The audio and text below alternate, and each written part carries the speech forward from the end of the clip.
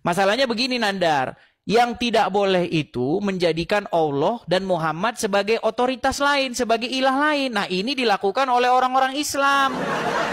Nah buktinya ini, akibat daripada orang Islam mengikuti ilah lain, menjadikan Muhammad dan Allah sebagai ilahnya, akhirnya mereka nyembah batu. Akhirnya mereka sujud-sujud kepada batu, cium-cium batu. Assalamualaikum warahmatullahi wabarakatuh. Saudara-saudara sekalian, dalam perdebatan kali ini, kita akan menyaksikan sebuah diskusi yang sangat menarik. Seorang tokoh Muslim dan seorang tokoh Kristen, keduanya saling beradu argumen dengan logika dan dalil masing-masing, mempertahankan keyakinan mereka dengan penuh semangat. Pada satu momen yang cukup menegangkan, tokoh Kristen mengeluarkan pernyataan yang cukup menohok, menyatakan bahwa umat Islam menyembah dan sujud kepada batu. Tidak hanya itu, masih banyak lagi argumen-argumen seru yang akan membuka wawasan kita semua.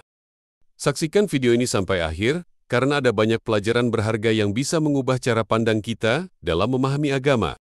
Mari kita simak dengan hati terbuka, dengan niat mencari kebenaran, dan bukan sekedar menang dalam perdebatan. Masalahnya begini Nandar, yang tidak boleh itu menjadikan Allah dan Muhammad sebagai otoritas lain, sebagai ilah lain. Nah ini dilakukan oleh orang-orang Islam. Nah buktinya ini, akibat daripada orang Islam mengikuti ilah lain, menjadikan Muhammad dan Allah sebagai ilahnya, akhirnya mereka nyembah batu. Akhirnya mereka sujud-sujud kepada batu, cium-cium batu. Begitu Nandar, makanya saya bilang, ketika kamu menjadikan otoritas lain selain daripada Bapa, Firman dan Roh Kudus, akibatnya kamu pergi ke Arab cium-cium batu. Oh, nangislah kau Nandar. Ngamuk, habis ini ngamuk. Ngadu dia sama Cuma. Sudah kubilang dik Nandar. Udah, ini waktu saya. Waktu saya. Nangis dia. Waktu saya. Asumsi ya. Mana timernya? Timernya coba. Di mute ya kalau gua lagi ngomong ya. Mana Edis? Belum muncul. Baik.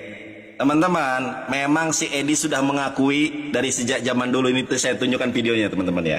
Ini ada video Edis 4 tahun yang lalu waktu di YouTube saya. Kita lihat ya. Ya, saya memilih-milih. Saya nggak mau diskusi dengan orang awam. Kenapa saya mau diskusi dengan Kang Nandar, dengan Ustadz Nandar? Karena dalam menurut saya Ustadz Nandar memiliki pemahaman akan Islam yang di atas rata-rata. Banyak yang memiliki pemahaman dengan Islam yang di atas rata-rata. Contohnya Kang Sunandar, ya, Sugi, ya, itu saya akui orang-orang yang memang dia ngerti gitu tentang Islam. Jadi debater Muslim. Nah, jadi si Edi sejak dahulu sudah meyakini teman-teman kalau saya ini debater Islam yang di atas rata-rata, kata dia. Ada Ustadz Sugi, ada Bang Juma, dan lain sebagainya. Makanya, lain ditanya, lain dijawab, brother.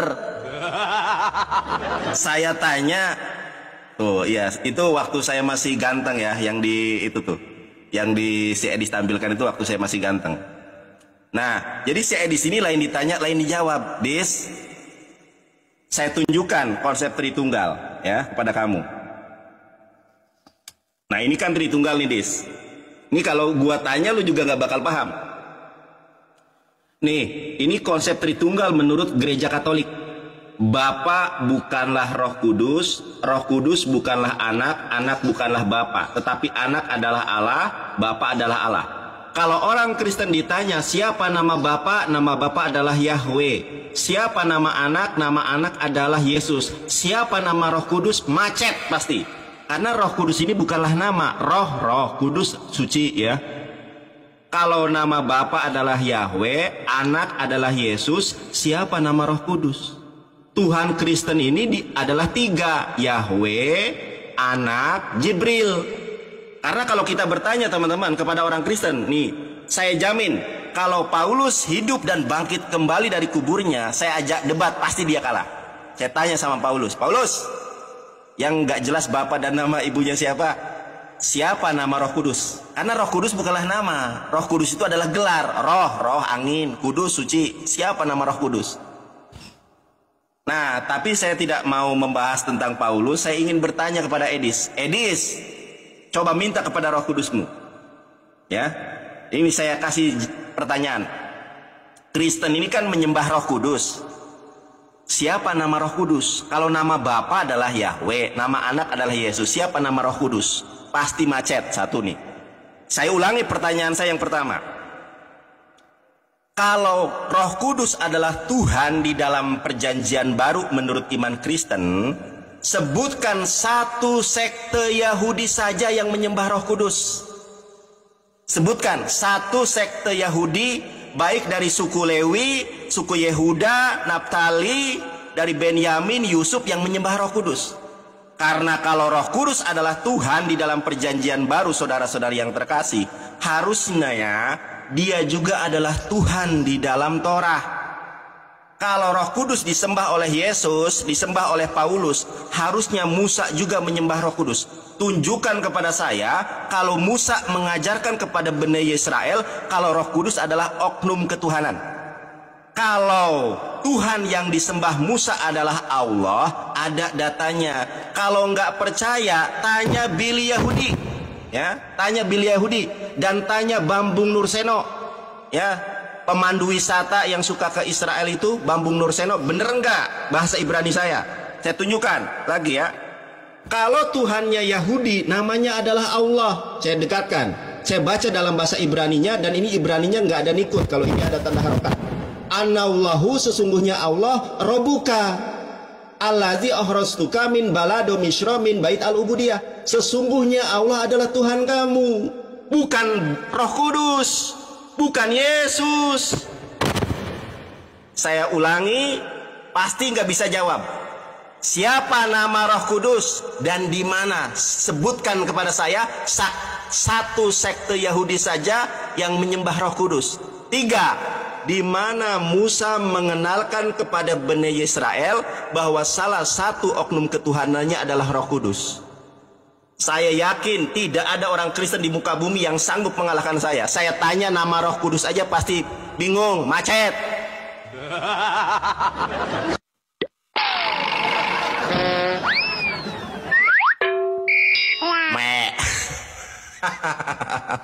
Aduh, Edis tegang nih, Edis. Kita tanggapi teman-teman ya, santai. Santai, Nandar, jangan kejar-kejar ya. Baik. Loh, ya. Jadi teman-teman sekalian ya, yang menjadi masalah dasar kenapa diskusi buntu, karena kita ini diskusi sama orang pagan Quraisy. Diskusi sama agama pagan Quraisy yang nempel-nempelin agamanya ke dalam Bible.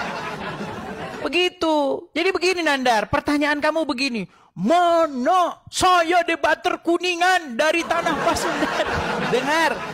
Dengar. Masalahnya begini Nandar, yang kamu maksud menyembah tuh apa sih? Apa yang kamu maksud menyembah? Di mana di dalam Bible suruh nyembah Roh Kudus? Coba saya tanya dulu, pengertian menyembah tuh apa maksud kamu sebagai menyembah? Kalau begini-begini, ya memang gak ada Nandar. Karena memang agama orang Quraisy ini begini-begini. Itu namanya menyembah. Gini. Terus begini. Ya ngapain Nandar? Ya memang kagak ada perintahnya. Begitu loh.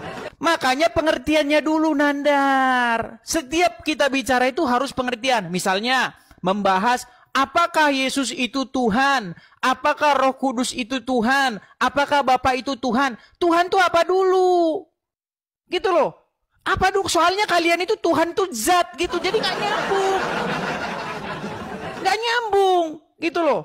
Karena di dalam kepala orang Islam, Tuhan itu adalah zat. Makanya kita harus bicara definisi dulu. Nah, kalau di dalam Bible, kata yang kamu maksudkan itu maksudnya adalah avodah. Ya, avodah. Apa sih avodah itu? Avodah itu maksudnya pengabdian, penghambaan, dalam bahasa Arabnya ibadah, bahasa Arabnya.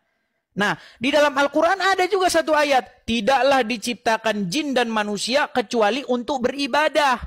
Nah, kalau kamu artikan ibadah ini adalah menyembah yang kayak begini-begini, berarti orang Islam harus begini-begini terus 24 jam, nggak boleh tidur, nggak boleh. Karena diciptakannya hanya untuk menyembah, untuk ibadah. Nah, makanya pengertian ibadah itu apa dulu? Nah, ibadah itu adalah penghambaan diri, dari kata abdu, hamba, penghambaan diri. Nah, apakah kita wajib menghambakan diri kepada roh Tuhan? Jelas. Ketika roh Tuhan itu tinggal di hati kita, kita harus menghambakan diri kepada roh Tuhan itu dengan cara mengikutinya, mentaatinya. Seperti itu, Nandar, ya. Jadi pengertian dulu ya, pengertiannya dulu biar bahasa kita nggak kacau balau. Begitu. Nah, kemudian yang kedua, siapa nama Roh Kudus? Nama Roh Kudus siapa? Kalau kenapa harus ada namanya? Nah, sekarang saya tampilkan satu ayat di dalam Al-Quran, misalnya. Di dalam Quran, surat Maryam, ayat yang ke-16, misalnya. Cek aja, 16, 17, 18, sampai 19. Di situ ada Allah mengutus Ruhana. Ruhana yang menjelma di hadapan Maryam menjadi manusia. Siapa namanya? Siapa namanya Ruhana di situ? Masa harus ada namanya? Jadi pertanyaan kamu sudah relevan. Roh Tuhan ya roh Tuhan. Begitu. Ya, itu. Saya jawab semua loh pertanyaanmu ya. Nah, kemudian tadi kamu tanya, kamu bilang, di dalam Bible nama Tuhannya itu adalah Allah. Nah, ini lagi mimpi di siang bolong nih, mimpi siang bolong.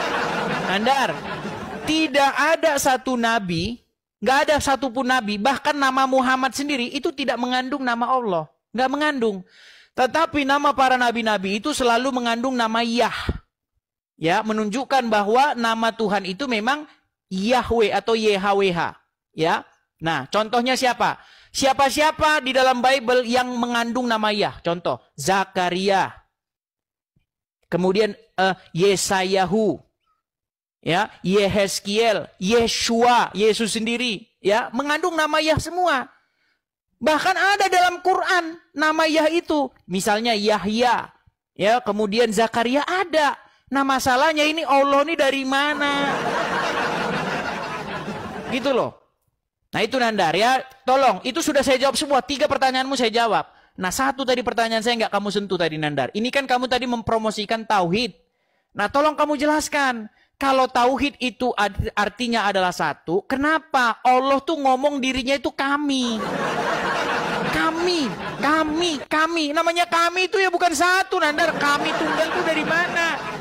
Kamu kebanyakan minum oskadon. Aduh, kami kok satu. Silakan dijawab. Udah mukanya Nandar. Udah beda mukanya. Bentar lagi sekarang jadi Parembang Juma ini. Iya. Silakan. Oke, lihat ya. Ya, saya jawab pertanyaan Edis dulu. Edis, ingat ya, di dalam ini teman-teman harus dicatat, direkam baik-baik ya. Di dalam Al-Quran tidak pernah Allah ketika berbicara tentang objek penyembahan menggunakan kata kami. Tidak ada. Sembahlah kami, nggak ada. Ketika Allah berbicara tentang eksistensinya sebagai objek penyembahan, itu senantiasa menggunakan kata aku. Nggak ada kata sembahlah kami, nggak ada. Contoh, saya buka Quran surat Toha 20 ayat ke-14. Teman-teman lihat ini ya.